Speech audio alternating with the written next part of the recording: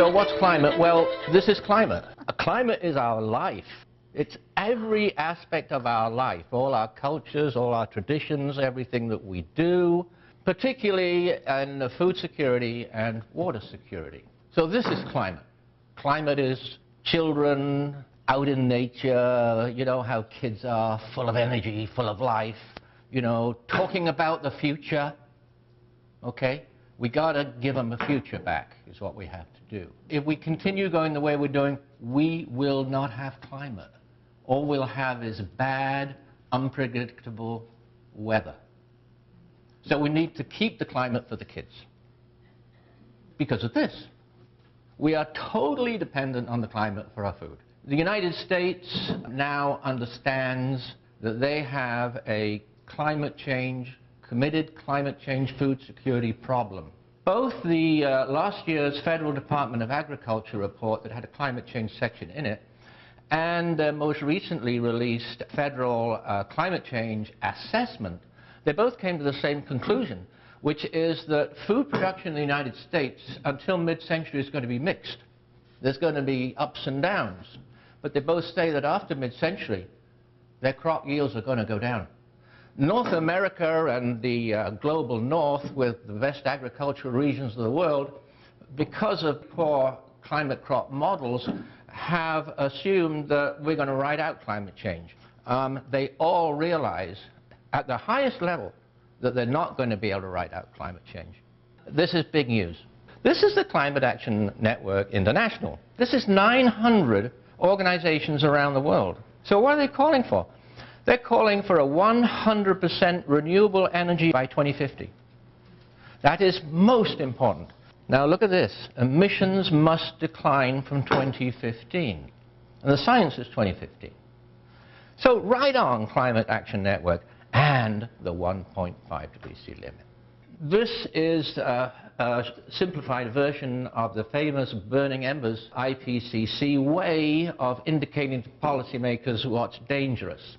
And I've just taken 3 of them from the latest assessment, unique and threatened systems, which is human populations and ecosystems. Extreme weather events, well, we all know what that is, but extreme weather events, they're the most damaging category of climate change impacts to both human population health and security and the security of their crops. So in labor-intensive agriculture, you've got a double whammy here, right? So this is going to be, it's going to be devastating. There's no point in saying it's not going to be. And this is what we have to prepare for.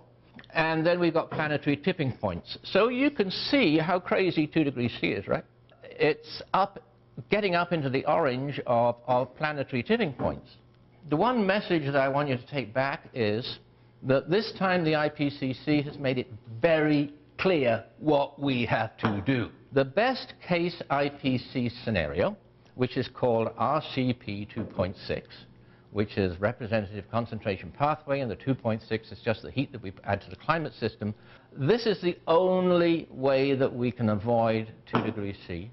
The other special thing about RCP 2.6 is it doesn't keep going up. All the other scenarios, all the other mixtures of population and energies, they all keep going up after 2100. We know what we have to do now, so how do we do it? This is the emissions. So this is the projection of emissions by the IPCC. What it tells us is this. It's the purple line on the bottom. This one happens to be one for fossil fuels in industry. We have to plateau immediately, okay? And then at 2020 at the latest, this is the IPCC saying this, hundreds and hundreds of scientists across the world, emissions come down from 2020. Not only that, though, it comes down sharply. By 2040, the emissions, carbon dioxide, fossil fuel industrial emissions, they've reduced by about 50%. This is very, very big, okay? It's doable. We know it's doable economically because we've had some new economic reports out. Switching to a zero-carbon economy will grow the economy and increase jobs. So they finally got that right. We have to replace all fossil fuel energy. The EU leading the way still, and the EU have met already and embedded this.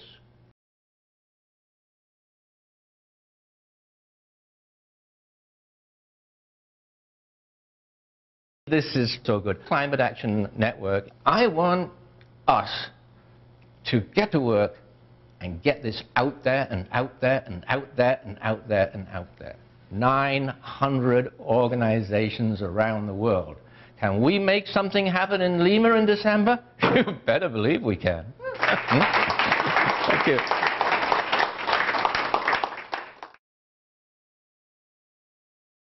My name is Julie Johnston. I am a sustainability education consultant with Green Heart Education. I work with teachers around the world. In the last 10 or 15 years, I've become very concerned about climate change, and especially how it's going to impact the future of the students that I love and all the other children in the world.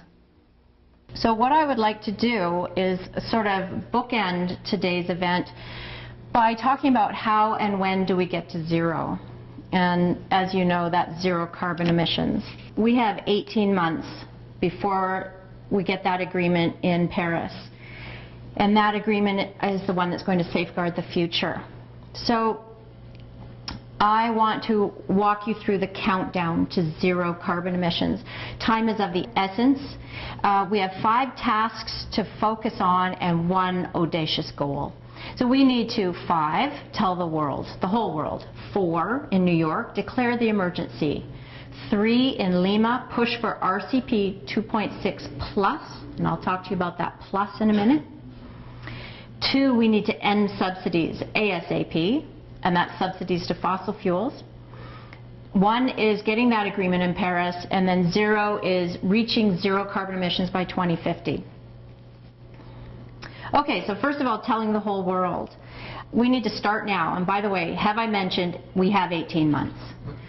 If we can picture focusing our life's work, our vocations for the next 18 months, then we might be able to get more people on board. We need to get all the environmental NGOs to mount a massive education and agitation campaign. We need to educate and agitate about RCP 2.6 plus the CAN International Position Statement that Peter just talked to you about. We need to help everyone in the world understand the climate emergency and our responses, and then apply pressure to their own governments. Then we need to get everyone calling for an emergency zero carbon global agreement in Paris and create the political will to have that happen. We need to call for a declaration of the emergency, the climate emergency, in New York. So there's the People's March, so we can be, as we're marching, either in New York or in our own hometowns, we can be calling for governments to declare that climate change is an emergency. So once governments actually declare that we are beyond dangerous anthropogenic interference with the climate system, which is the UN Framework Convention on Climate Change speak, then things get triggered, things start to happen. So after the People's Climate March in New York, that's when Ban Ki-moon is holding his special climate summit. We can ask him to ask that group of world leaders coming together in New York in September to declare the emergency, to declare that climate change is an emergency. That trigger would allow bureaucrats to get moving. So 3, Lima, the whole Lima thing is December of this year. The essential text of the 2015 agreement in Paris is going to probably be determined in Lima this year. We need to be applying pressure now and you know, shepherding different nations around the world now and what their negotiators are thinking and what their leaders are thinking. The best case IPCC scenario, as you've heard today, RCP 2.6, that's all that the government negotiators can work with, is what comes from the IPCC. So what we're saying is, let's start calling for RCP 2.6 plus. Let's just add the plus on there and then encourage negotiators and governments and world leaders to hear the important new CAN International position points. So sharp declines in greenhouse gas emissions starting in 2015, not in 2020, but in 2015, and reaching zero carbon emissions by 2050. Then 2, so 5, 4, 3, 2, call for the end of fossil fuel subsidies.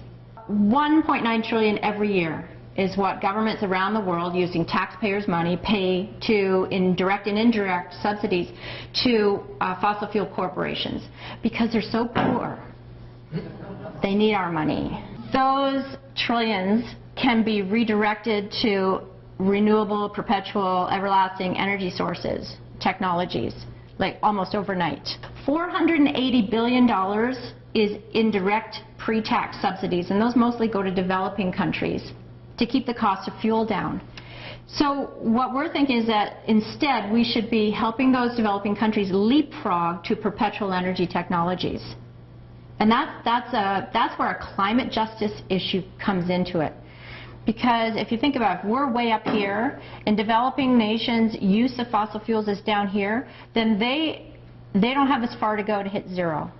Okay, it's going to be easier for developing countries to make that leap to the solar age. Well, we're doing this for the rich people's kids too.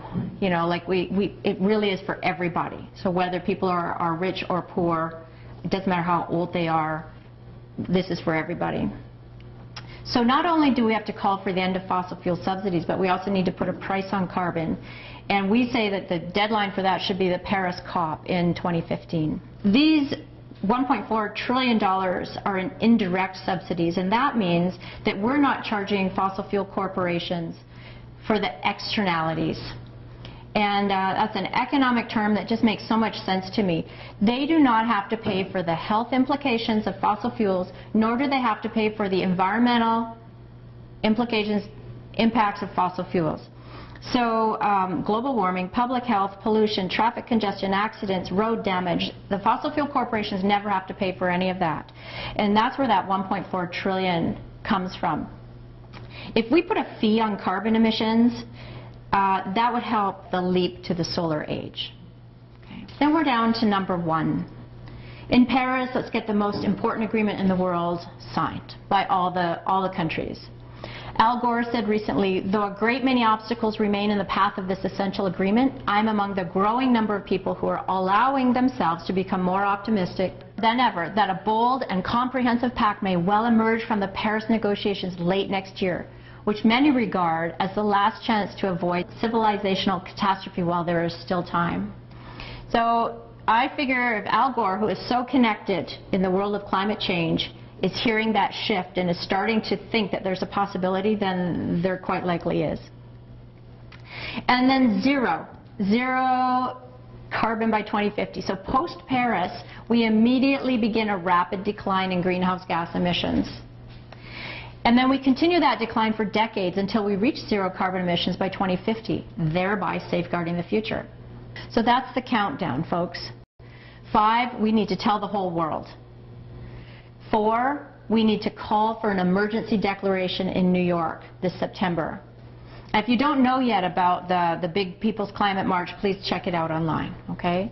3, we need to be pushing acceptance of RCP 2.6 plus, so plus the Cannes International Position Statements, in Lima this December. 2, we need to end subsidies, fossil fuel subsidies. Number 1, we get that agreement in Paris. And 0 is zero carbon by 2050. And this is Peter Senge, who's a business guru. And he says the power of aspiration is much greater than the power of desperation. The scale of change toward a sustainable human presence on the planet is urgent, massive, and time-bound. 18 months. But the last thing the world needs is our panic. Things are way too late and far too desperate for pessimism. I'm going to leave you with that. Thank you very, very much for coming.